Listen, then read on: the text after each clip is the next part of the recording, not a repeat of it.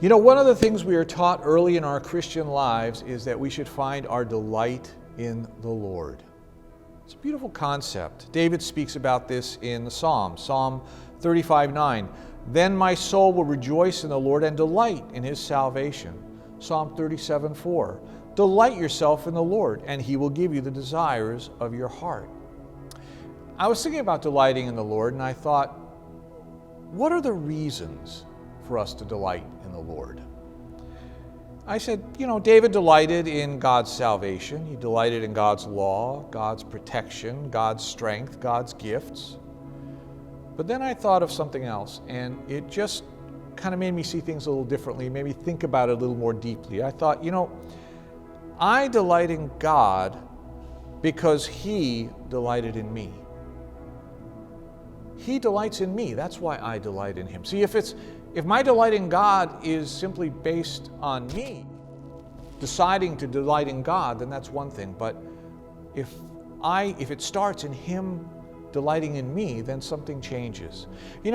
This all started in the garden. God delighted in us from the very start. He created us. He created the universe, the world, the garden, Adam and Eve. Everybody looked and he said, this is great. This is good. I love this. This is fantastic. I could enjoy this forever. Look at these people. I want to fellowship with them. I want to have time with them. I want to enjoy them. I want to see them multiply. And I want to have more people to fellowship with. And this is going to be beautiful. He delighted in what he had created. But the sin of Adam and Eve was that they didn't delight enough in God, who delighted in them. They needed more. And they went outside of his will to get it. And when they did that, it broke his heart more than theirs. We don't even realize how dear our broken fellowship with God is, but God delighted in that fellowship so much, and we broke his heart when we took it away from him. It made me think of something. It made me think that maybe having love and affirmation freely given in our lives causes us to take God's love and God's delight in us for granted. I'm someone who's received a lot of love in my life. I grew up in a family where my parents loved me dearly. I have a wife who's loved me for 39 years and has always been faithful. I have children who love me. So in my mind, it's easy to think, well, surely God will love me too. Why not? Why not? God should delight in me. I'm used to receiving that love. So why would I not think God would delight in me? I was reading a book the other day written by a man who had been physically and sexually abused for the first 13 years of his life. Brutally. In all that time, he says, he never heard one word of affirmation of love. All that time, he never heard anyone say, all he heard was, you're worthless, you're pathetic, nobody loves you, nobody cares about you, we wish you weren't here. All he got were beatings, he was starved, he was sexually abused. 13 years. He never even realized it was possible for someone to love him or to delight in his presence. He never thought anybody was delighted to have him around.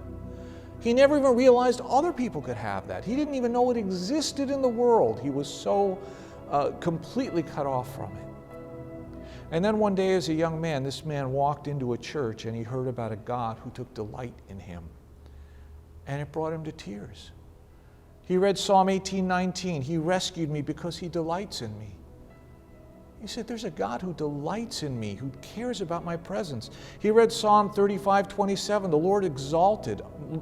Lord be exalted, who delights in the well-being of his servants. There's someone who delights in my well-being, doesn't delight in punishing me and hurting me, but in my well-being. And that message was so overpowering to him, so overwhelming, that it transformed him to the point that he became a believer, and he continued growing in the Lord, eventually became a pastor, and is now helping other people who are in the same condition as himself. His delight was born in the overwhelming joy of knowing that God delighted in him. And I thought how rich his delight must have been. So today my simple message to you is that the God who created you for fellowship with himself, the God whose heart was broken in the garden when that fellowship was broken, that God still delights in you.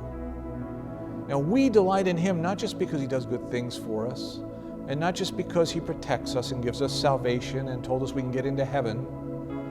We delight in him because he didn't give up on us. When we broke fellowship with him and walked away from him, he delighted in us so much, he chased us to the pits of hell to rescue us and restore that fellowship. You know, sometimes you delight in something so much that you chase it beyond reason. You try to hold on to it beyond reason, and God is like that. He loves us, delights in us so much, he will do anything to have that fellowship with us. But so many of us are so accustomed to being loved that we think it's only natural that God should delight in us. As you go about your day today, consider the depths of God's grace and be filled with delight that the God of all creation has always and consistently and persistently delighted in you. And understand what that means, and truly let that fill you with delight in him. Thank you, and have a great day. Amen.